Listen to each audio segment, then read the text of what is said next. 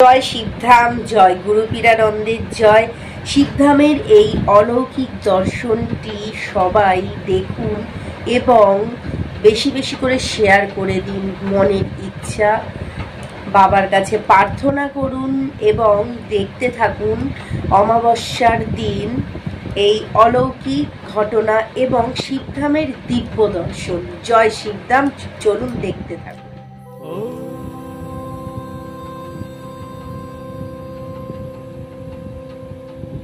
शिव गंगे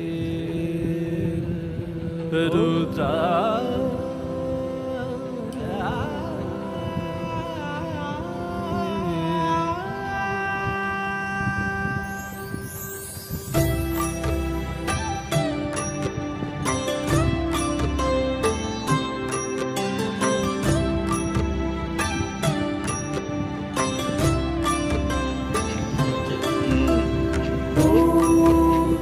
पुरुषाय विद्महे गुरुपीरानन्दं धीमहि तन्नो शिवो रुद्राय प्रचोदयात्।